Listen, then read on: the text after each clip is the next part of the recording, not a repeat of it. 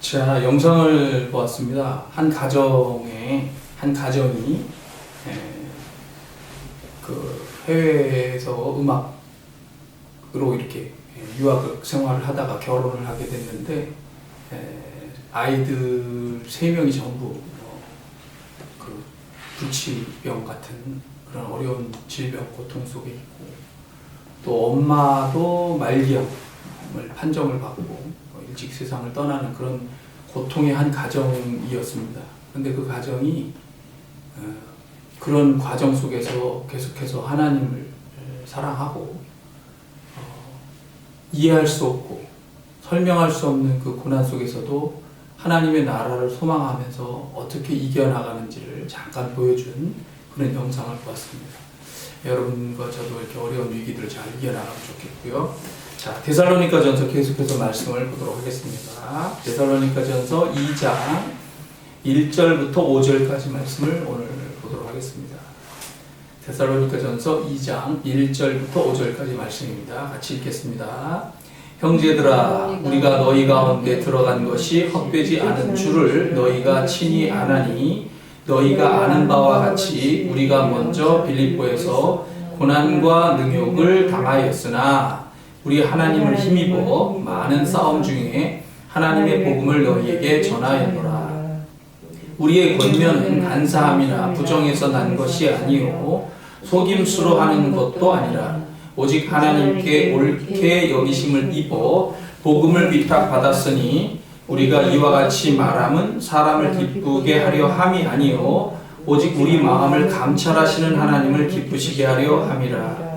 너희도 알거니와 우리가 아무 때에도 아첨하는 말이나 탐심에 탈을 쓰지 아니한 것을 하나님이 증언하시느니라. 아멘.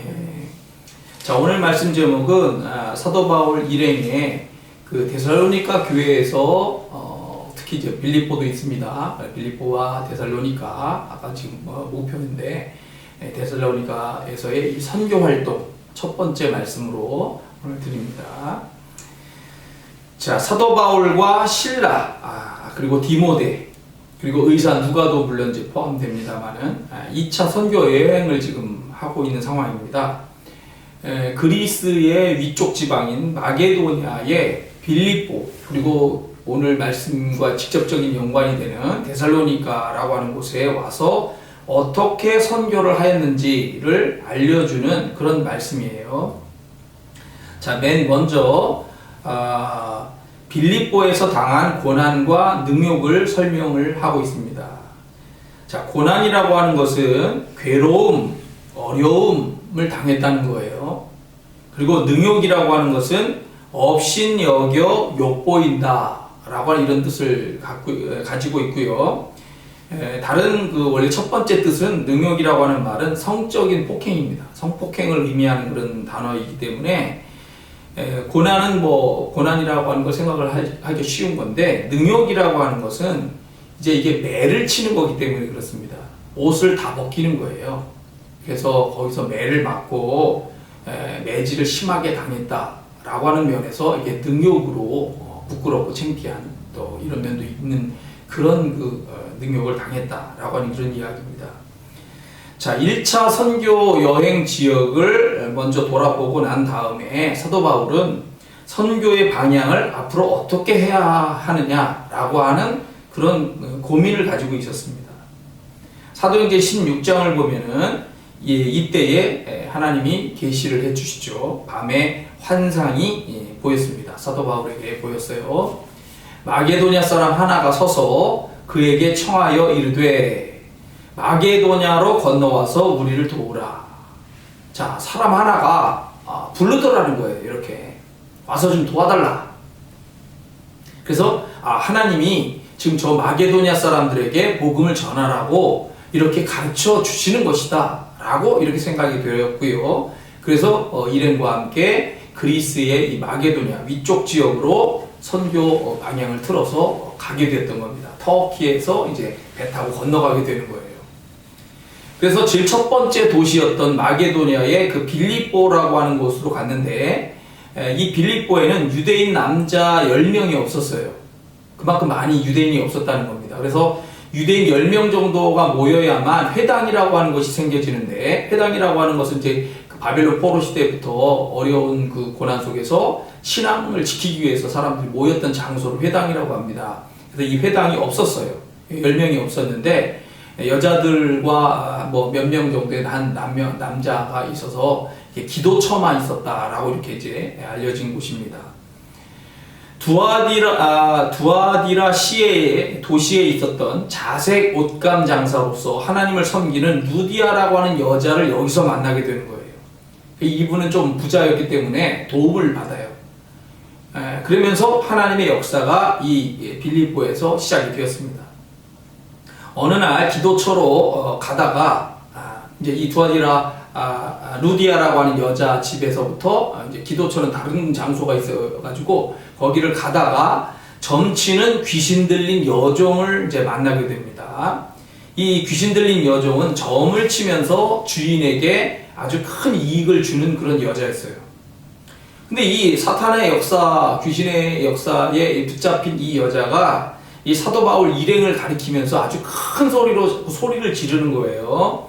이 사람들은 지극히 높은 하나님의 종으로서 구원의 길을 너희에게 전하는 자다 하면서 아마 따라오면서 계속 소리를 질렀던 것 같아요. 그리고 기도를 하는데 그 모임에까지도 와서 막 소리를 계속 그런 똑같은 이야기를 소리를 지르니까 이 예배 방해가 되는 거겠죠. 그래서 여러 날 이렇게 하면서 사도 바울이 도저히 참지 못해서 결국은 이제 예수의 이름으로 귀신을 쫓아내 줬던 거죠. 문제가 생긴 겁니다. 그 여인의 입장에서는 고침을 받고 치유가 된 것이지만 이 여인을 통해서 돈을 벌고 있었던 주인들이 이 문제를 이제 고소를 하게 된 거예요. 그래서 사도 바울과 실라가 특별히 이제 매를 많이 맞게 되는 겁니다. 그래서 옷을 다 벗기고 어떤 묶인 상태거나 또는 어떤 나무를 붙잡고 이렇게 서 있으면 거기에 대해서 이제 이렇게 매를 때리게 되는 거죠. 그리고 매를 많이 맞았다고 했습니다. 많이 맞았고요. 그러니까 몸이 막 상처가 났을 거라고 보여지고요. 깊은 옥에 들어갔습니다. 원래 이제 로마식의 매를 때렸다고 볼 수가 있습니다. 로마식의 매는 그 제한이 없어요. 그러니까 이제 그 유대인의 매는 40대 이상을 때리지 못하게 해서 39대까지만 때립니다. 근데 로마인들의 매는 자기들이 그냥 죽을 때까지 때려도 상관없어요. 어떤 그 정한 것이 없이 완전히 그 사람을 이렇게 하기 때문에 하여튼 매를 많이 맞았다고 했어요. 그러니까 셀 수 없이 하여튼 많이 맞았고 깊은 옥에 집어넣고 착고로 발에 채운 상태로, 그러니까 다리를 벌리고 이렇게 있는, 고통 속에서 누워있을 수가 없어요. 그러니까 양쪽에 묶여가지고 다리를 벌리고 엉거주춤한 상태로 이렇게 묶여서 있는 상태로 고통 속에 있게 되었습니다.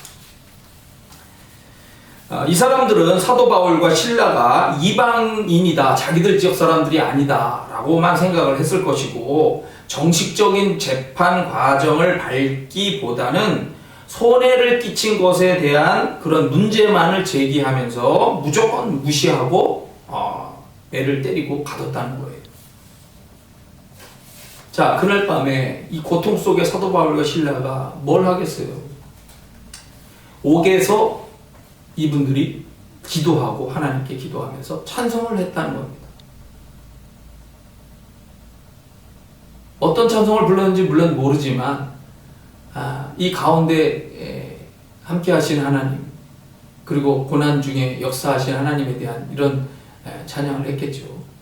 그러는데 큰 지진이 나면서 옥토가 움직이고 문이 곧다 열리며 모든 사람의 매인 것이 다 벗어지게 되었다는 거예요. 그리고 이 과정을 통하여서 간수 가정이 예수님을 믿게 됐어요. 그리고 죄수들도 이 사도 바울과 실라에 대한 생각을 달리 하였을 겁니다. 왜냐하면 자기들의 묶인 것도 다 풀려졌으니까. 그리고 이 빌립보에 있는 사람들이 이 사건을 통해서 하나님을 알게 되는 하나의 커다란 사건이 되었을 것이다 라고 판단해 볼 수가 있습니다. 그 다음날 사도 바울은 로마 시민권을 가지고 있다 라고 하는 것이 이제 알려지게 됐죠. 로마 시민권을 가진 사람은 함부로 매를 때리거나 이럴 수가 없어요. 정식 재판을 당연히 통과해야 되는데, 재판 없이 이렇게 했기 때문에 커다란 실수를 한 겁니다. 로마 황제의 명을 어겼어요. 그래서 아주 미안하다고 정식적인 사과를 받고 그곳을 빌립보를 떠나서 데살로니가라고 하는 이제 수도, 마게도냐의 수도라고 하는 이곳으로 이제 오게 되었다는 거죠. 비록 고난과 능욕을 당했지만 하나님은 이 과정을 통하여서 하나님의 살아계심, 그리고 함께하심, 그리고 복음의 진실성, 생명성 이런 것들을 증명을 해 주셨고요. 선교의 열매가 맺히도록 이렇게 인도해 주셨습니다. 따라서 오늘날도 우리가 믿음을 가지고 여러 가지 일을 할 수 있어요. 우리가 하는 것은 이제 봉사와 선교라고 하죠. 교회 안에서는 예배, 교육, 교제, 교회 안에서의 봉사 이런 것들이 있지만 바깥으로 나가게 되면 사회적인, 대사회적인 봉사, 선교로 연결이 되어지는데 이런 것을 행할 때 잠시 일어나는 어려움들이 항상 있을 수가 있습니다. 그럴 때 우리가 하나님이 함께 하실 것이다. 하나님이 도우실 것이다. 라고 하는 이런 믿음을 가지고 낭망하지 말아야 된다라고 하는 것을 우리가 배울 수가 있는 것입니다. 호주, 오스트레일리아의 한 여인이 병으로 인해서 손과 발을 전부 절단했다고 합니다. 우리는 아파봐도 뭐 조금만 아프잖아요. 근데 이 병 때문에 손과 발을 잘라버렸대요. 근데 이 여자분이 그 불구의 모험으로서도 낙심하지 않고 글을 배웠고 썼답니다. 그리고 그거를 통해서 전도지를 만들었다는 거예요. 그리고 이것을 이웃에게 배포를 했다고 하는데 놀라운 일은 하나님이 이렇게 하나님의 어려운 가운데서 이렇게 이웃에 대한 사랑의 마음으로 전도지를 만들어서 배포한 여인에게 함께 하셔서 이 여인이 3,000명을 구원했다고 합니다. 그러니까 하나님의 역사는 어떻게 일어날지 정말 모르는 거예요. 미국 서부에 큰 지진이 한번 일어났던 적이 있었다고 합니다. 큰 농장에 물을 대주던 유일했던 한 우물이 있었는데 이 우물이 무너지고 막혀버렸답니다. 농장이 이제 끝나는 거니까 커다란 위기가 생긴 거죠. 그런데 낙심을 했는데 놀라운 은혜가 임하게 되었다는 거예요. 왜 그러냐면 그 다음날 이 막혀버린 샘에서 석유가 터져 올라왔답니다. 그래서 부자가 됐대요. 그러니까 뭐가 한 가지가 막히면 새로운 뭔가가 터지는 거죠. 그죠? 그렇기 때문에 이런 하나님의 은혜가 있는 거예요. 낭망을 이겨야 됩니다. 미국 캘리포니아의 또 다른 믿음의 가정에 일어난 이야기입니다. 큰 홍수가 났대요. 근데 이 가정은 방앗간이 유일한 재산으로 가지고 있는 그 가정이었어요. 근데 홍수 때문에 방앗간이 파산하고 그리고 떠내려간 겁니다. 낙심하고 주저앉아 있을 수밖에 없는 상황이 됐죠. 자, 기독교인으로서 고민하죠. 왜 나한테 이런 어려운 일이 생겼느냐. 이해할 수 없는 이 문제 때문에 아파하고 힘든데 하나님의 은혜가 여기에 임했다고 해요. 왜냐하면 홍수가 지나간 다음에 보니까 거기에 커다란 황금 광맥이 발견된 겁니다. 그래서 이 가정이 오히려 큰 부자가 됐다고 합니다. 하나님은 결코 우리를 손해보게 하지 않으신다. 하나님은 고난의 과정 속에서도 새로운 일을 계획하시고 있다. 이런 것들을 우리가 연결해서 보고 배울 수가 있습니다. 빌립보의 도시에서 일어났었던 고난과 능욕이 오히려 선교의 결실로 아름답게 맺혀지듯이 우리의 삶에도 그러한 일을 이루시는 하나님이다. 그런 하나님을 우리는 바라보고 고난과 낭망을 이겨야 되는 것입니다. 자, 두 번째, 데살로니가와 직접적인 연관된 말씀이 2절부터 나오고 있습니다.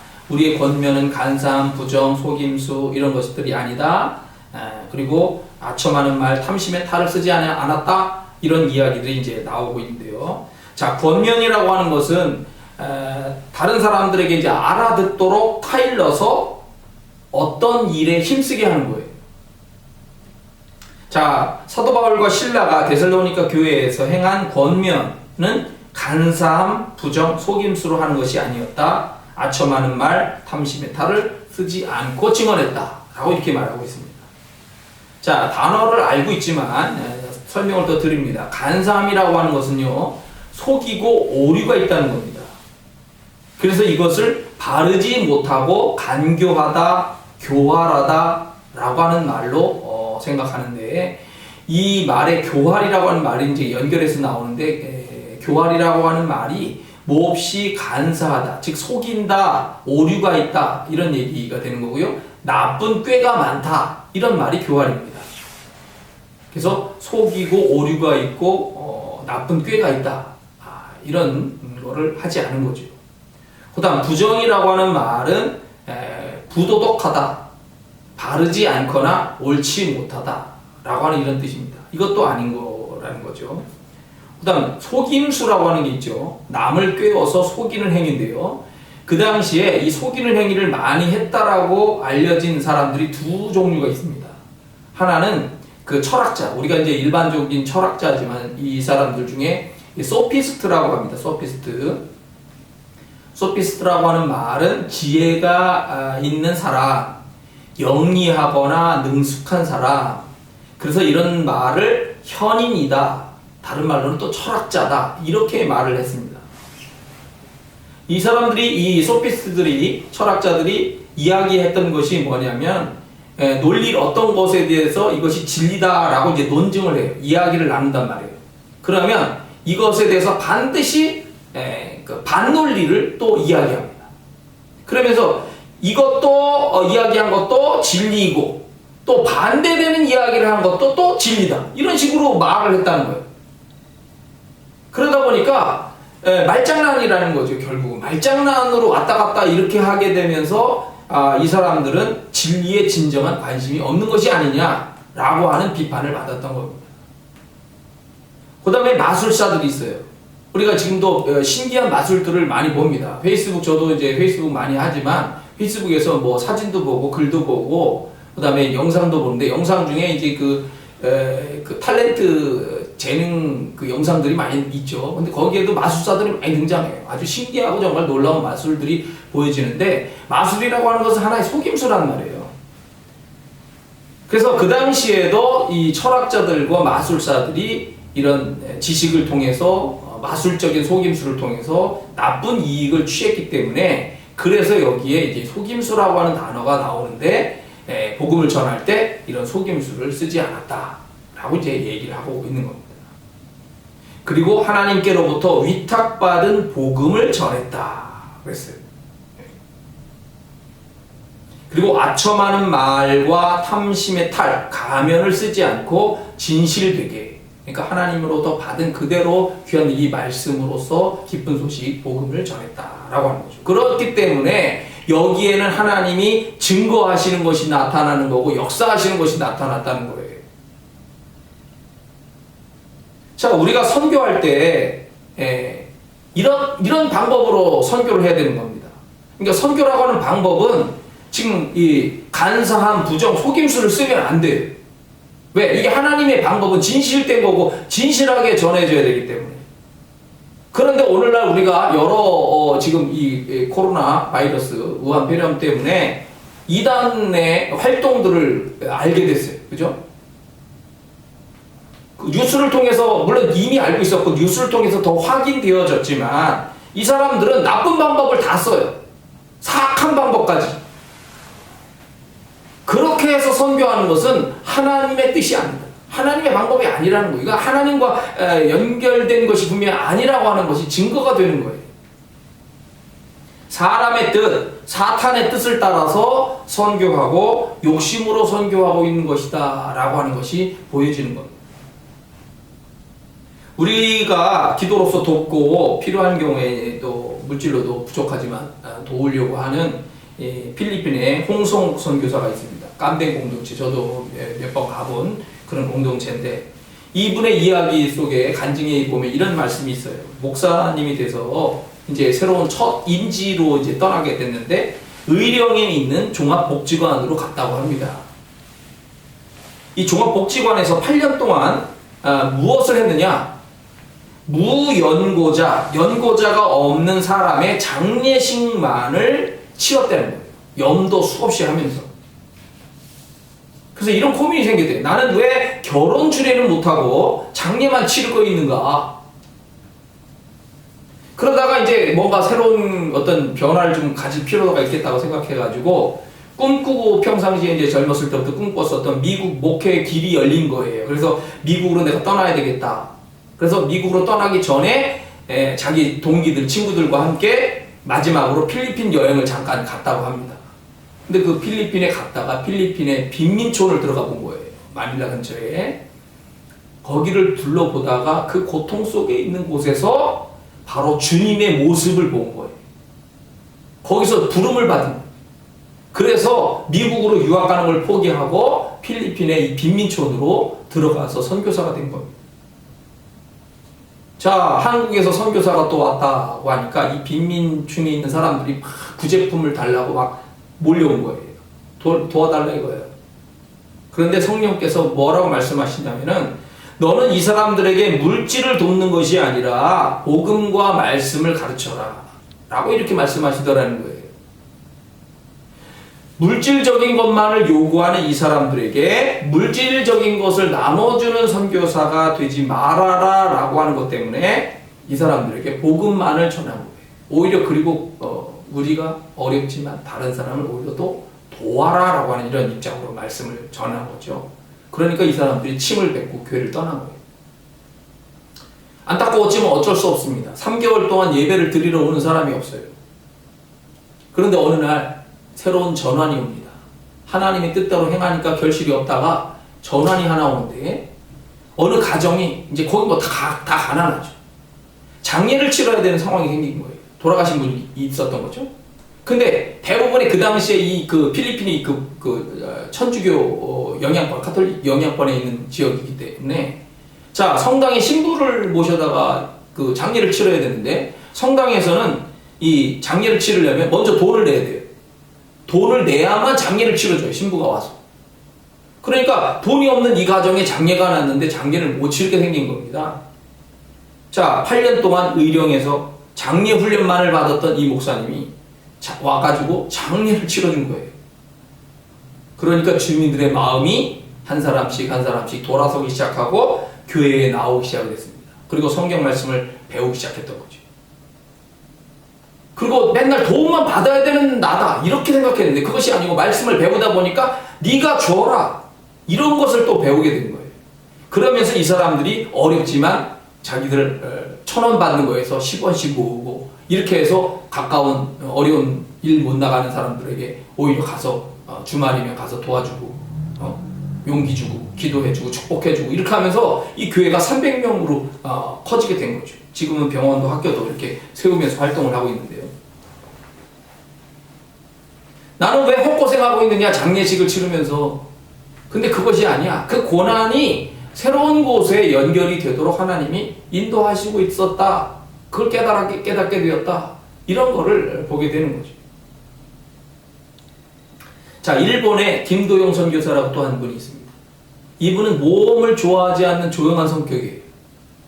그런데 나중에 사람들은 이분은 정말 하나님을 정말 믿음으로 모험을 하는 사람이다. 이렇게 생각을 했답니다. 왜 그러냐면은 일본에 선교사를 가려고 생각이 됐다는 거예요. 기도하면서 이제 준비를 했겠죠. 사람들이 물어요. 왜 일본이냐 하필이면. 일본은 선교사의 무덤이다. 이렇게 말을 했어요. 근데 왜 하필 거기로 선교하러 가려고 하느냐. 근데 난 간다. 그리고 왜 하필 교토냐. 교토는 선교 중에서도 아주 또 선교하기 제일 힘든 도시 교토였는데 근데 난 믿음으로 또 해서 기도하면서 간다. 또 질문을 또 들었습니다. 왜 하필 일본인 교회냐? 제일동포를 중심으로 선교를 하면 그 사람들에게서 빨리 이렇게 안정적인 어떤 것이 될 수가 있는데 언어도 제대로 안 되는 상황에서 왜 일본 교회에 가서 가려고 하느냐? 난 또 하나님의 기도로 인도하심으로 그렇게 간다. 그리고 나중에 교회를 개척하는데 왜 하필 교회를 개척하려고 하느냐? 그냥 협력 선교사 정도만 하고 그러지. 돈도 없고 교인도 없는데 왜 일본인 선교사 이렇게 교회를 하려고 하느냐? 하나님께 기도하니까 하라고 하셔서. 왜 하필 교토에서 가장 우상 숭배가 심한 오미야라고 하는 지역에서 개척을 하려고 하는 것이냐? 또 질문이 오는 거예요. 그런데 믿음의 시작이고 완성자이신 예수님만 바라보는 거죠. 그 예수님만 바라보면서 믿음으로 그렇게 뜻을 따라서 갔더니 이 모험이 정말 가득한데, 모험이 가득한 곳에서 간증이 생겨지는 그러한 삶을 살게 되더라는 거예요. 인간적인 눈으로는 불가능해 보이는 겁니다. 때로는 이해할 수도 없는 것 같이 느껴져요. 그런데 하나님의 역사가 일어나게 되니까 거기에 예배당이 만들어지고 일본 현지 주민들의 뜨거운 관심을 받으면서 이렇게 선교를 지금 하고 있다고 합니다. 하나님의 방법을 따라가려고 우리는 항상 관심을 가져야 돼요. 우리의 기도하고 활동하는 모든 방향에 마지막 초점은 하나님에게 맞춰져야만 하나님이 역사하시고 증거하신다는 거죠. 그래서 올바른 방법으로 선교하면 반드시 이 사도 바울과 실라가 선교하는 것처럼 하나님이 직접적으로 증거하시고 역사하시기 때문에 우리는 그런 방법으로 봉사하고 선교하고 우리의 삶의 전체적인 방향이 그 방향을 향해서 가도록 그렇게 해야만 된다라고 하는 거예요. 그래서 하나님의 영광을 드러내는 귀한 삶을 살게 되는 겁니다.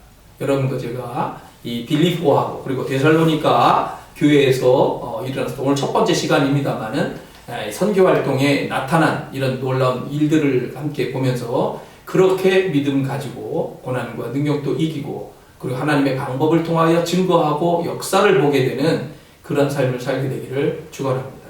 기도하겠습니다. 은혜로우신 하나님 아버지 감사합니다. 하나님의 은혜와 사랑 가운데 우리가 삽니다. 빌립보에서 고난과 능욕을 당하고 그리고 데살로니가 교회에서 진실함으로써 하나님의 복음을 증거했었던 아름다운 역사, 그걸 통하여 데살로니가 교회가 이렇게 성장하게 되었습니다. 오늘 우리에게도 그러한 믿음과 고난 속에서도 하나님의 그런 역사를 보는 그런 삶을 살게 하여 주시고 우리 교회가 그렇게 믿음 가운데 성장하고 우리 성도들도 아름답게 그렇게 봉사하고 선교하며 귀한 역사를 이루어가도록 함께하여 주시옵소서. 예수님의 이름으로 기도합니다. 아멘.